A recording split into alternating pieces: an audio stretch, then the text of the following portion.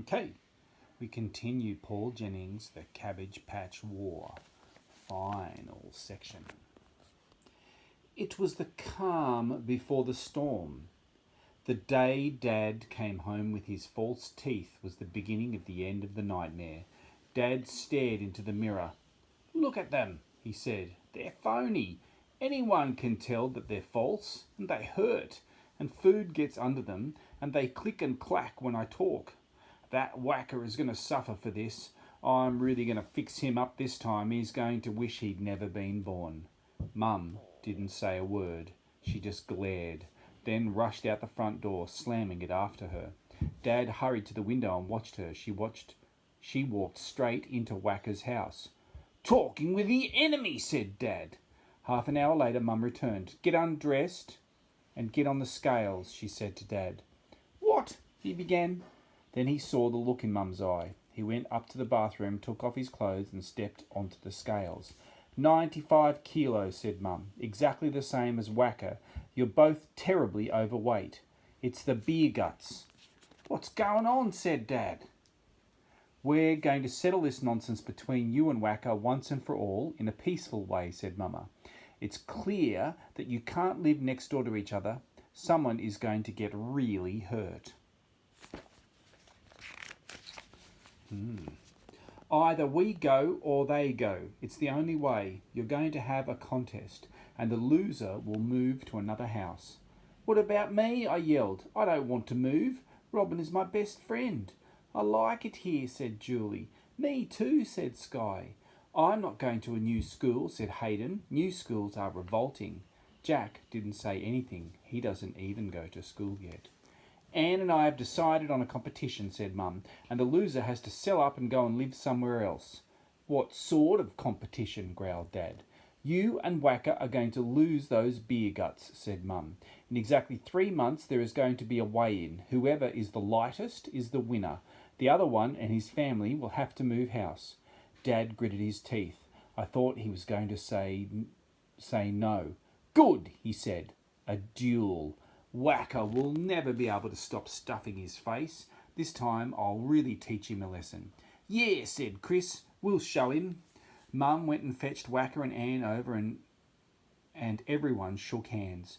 Dad and Whacker couldn't look at each other, but they agreed the weigh-in would be in 3 months' time. Dad gave a false grin with his false teeth. "I'll win easily," he said. "I'll cut down from 5 beers a day to 3. That'll do the trick." "I'll be your coach," Chris said. "We'll train every day." My heart sank.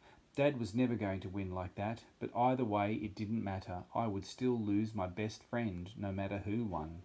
I went outside and sat on the footpath with Robin. We were both upset. "I always think that I'm a bit big," said Robin. "There's nothing wrong with that, is there?" I shook my head. "That's just you. Dad and Whacker drink too much beer and they eat too much junk food.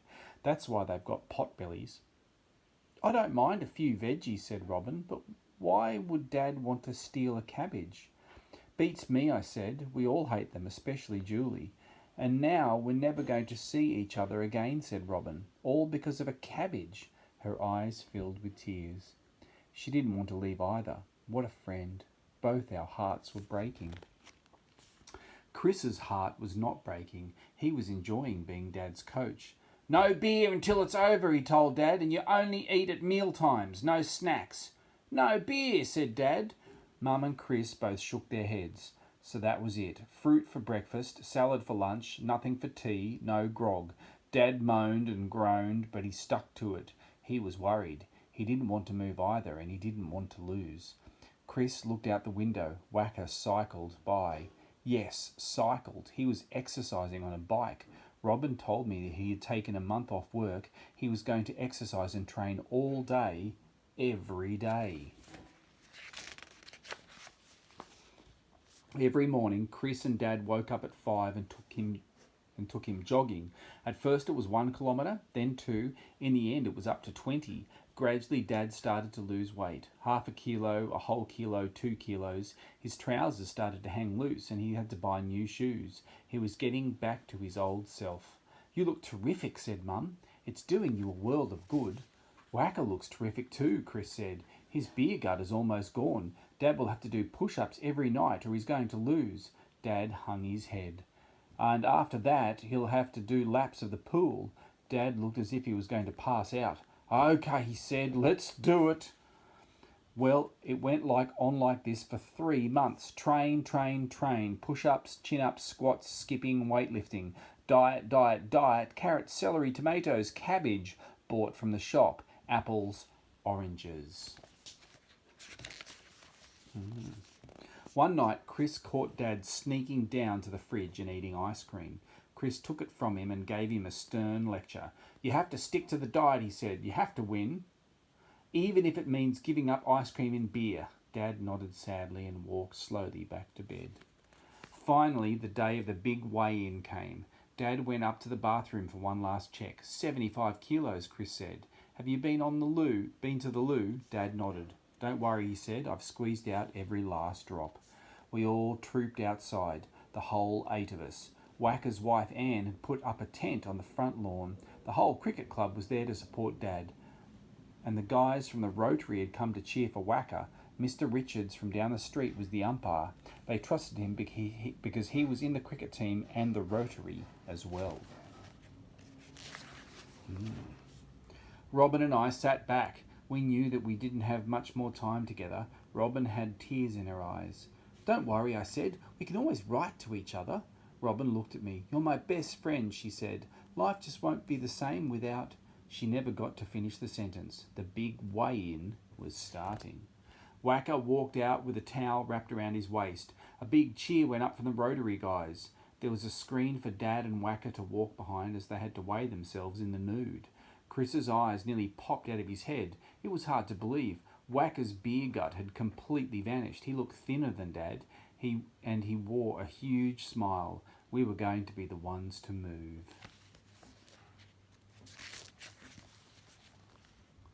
After you, said Dad. Wacker walked behind the screen and gave a little speech. As he spoke, he waved his hands over his head like a boxer. I've trained hard, he said. I've eaten wisely. I'm the lightest and the best. You can kiss Johnny boy goodbye. Then he dropped his towel and stepped onto the scales. Mr. Richards peered at the numbers. 74 kilos, 996 grams, he said in a loud voice. A great cheer went up from the Rotary Club. Wacker was 4 grams lighter than Dad. We were going to lose by 4 grams. A hush fell over the crowd as Dad stepped up for the weigh-in. He walked behind the screen and dropped the towel to the ground. Dad stepped towards the scales. It was all over. He was going to lose. We would have to move into a different area. Poor old Chris, he was as white as a sheet.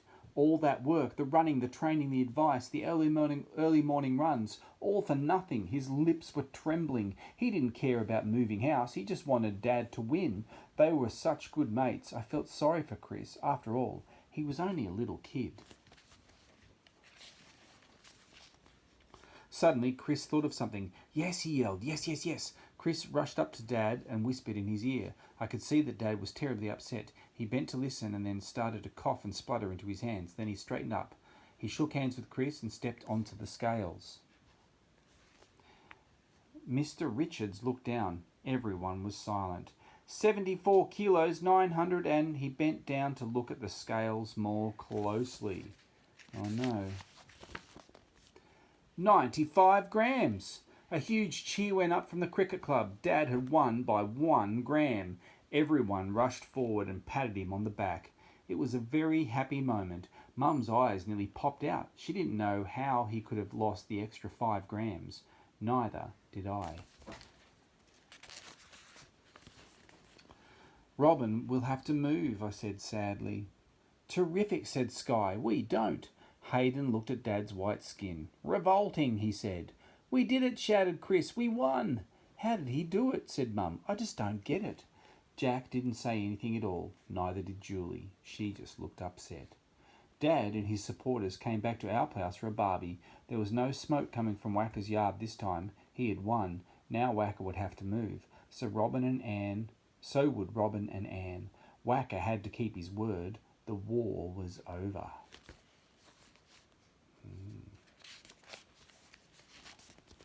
Mum stood on a chair and peered over the fence. "Look at this," she said. We all climbed up and stared into the garden. Wacker was standing there with his arms around Anne. They were both crying. They didn't want to leave their home. It was so sad. Suddenly a voice piped up. "Dad," someone said, "I have to talk to you." Dad looked down at Julie. "It was me," she said. "What was you?" said Dad. "I took the cabbage. I hate cabbage and you always make us eat it. I was going to own up, but everyone was making such a fuss." "You took the cabbage," said Dad. Julie hung her head in shame. Dad hung his head in shame. "I blamed Wacker for nothing," he said. Dad and Mum looked at each other. Mum nodded her head and Dad jumped over the fence. He was pretty nimble now that he'd lost so much weight.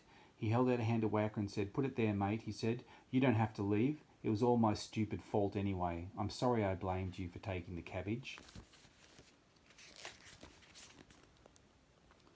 Wacker stared at Dad and then he held out his hand and smiled. "You beauty," he said. "Come over and join the party," said Dad. Robin and I just hugged each other. We were so happy. Chris looked up at me. He's a great bloke, his dad," he said, "kind to everyone."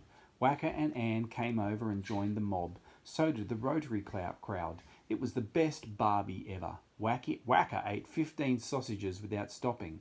"That must be a world record," Chris said. Dad put down the barbecue tongs and looked at Chris hungrily. His mouth was all wrinkly. Have you got something of mine, Chris?" he asked. "I feel like a feed myself." He gave his moustache a bit of a lick and smiled. You couldn't see his teeth. Ha ha.